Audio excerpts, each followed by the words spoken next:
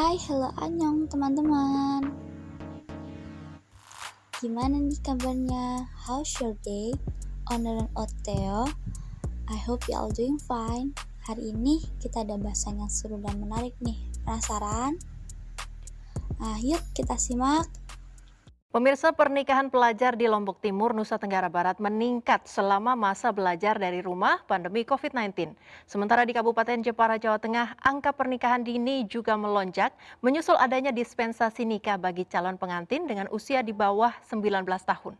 Jenuh karena lama libur sekolah akibat pandemi, siswa sekolah Madrasah Alia di Kabupaten Lombok Timur memilih menikah dini. Pemirsa, wabah COVID-19 menyulut masalah kesehatan remaja. Data Kementerian Pemberdayaan Perempuan dan Perlindungan Anak menyebutkan angka perkawinan anak pada usia dini meningkat 24.000 kasus perkawinan dini. Kepolisian daerah Maluku akan menyelidiki pernikahan anak di bawah umur di Kabupaten Buru Selatan. Kepolisian akan menyelidiki apakah ada unsur paksaan dalam pernikahan ini. Kalian pasti sudah nggak asing kan kalau dengar kata pernikahan usia dini. Pernikahan usia dini ini sedang marak nih terjadi di Indonesia.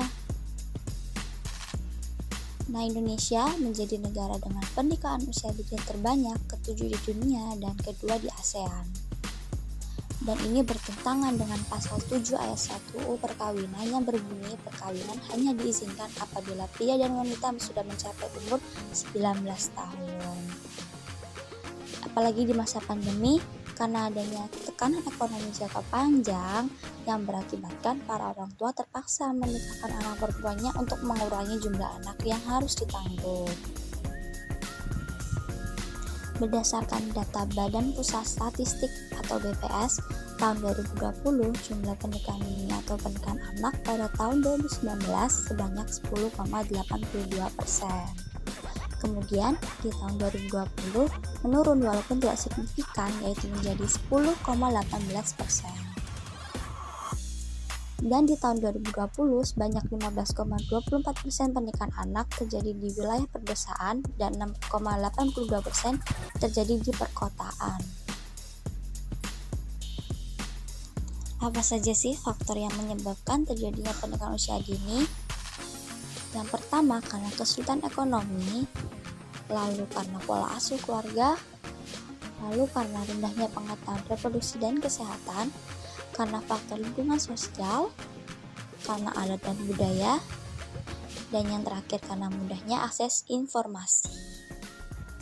Dan dampaknya adalah merenggut hak-hak anak yang dimiliki, tertularnya infeksi seksual, menambahkan kasus kematian karena kasus kehamilan dan persalinan, anak beresiko putus sekolah, dan kekerasan dalam rumah tangga.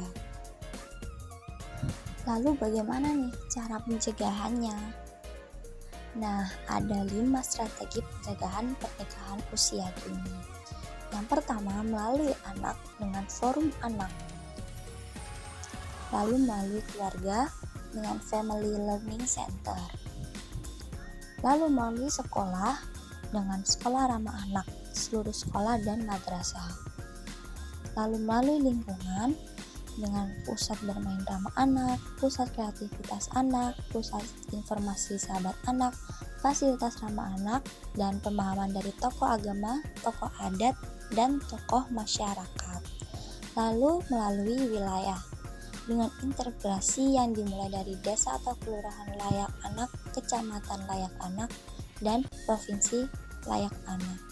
Nah, contoh upaya pencegahan pernikahan usia dini. Yang pertama, memberdayakan anak dengan informasi dan keterampilan. Lalu mendidik dan memberikan wawasan kepada para orang tua untuk menciptakan lingkungan yang lebih baik lagi. Meningkatkan kualitas pendidikan formal bagi anak.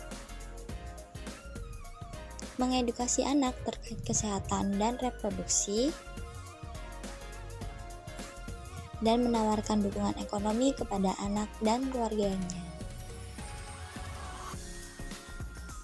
Dan bukan hal yang baru juga jika ada yang melakukan pernikahan usia dini, bukan hanya dengan satu mempelai wanita, melainkan dengan 2 mempelai wanita sekaligus.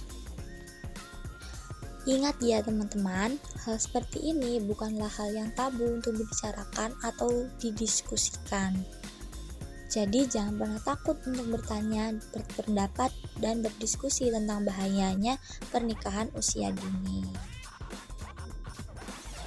Ayo bersama kita cegah pernikahan anak usia dini untuk masa depan anak yang lebih baik.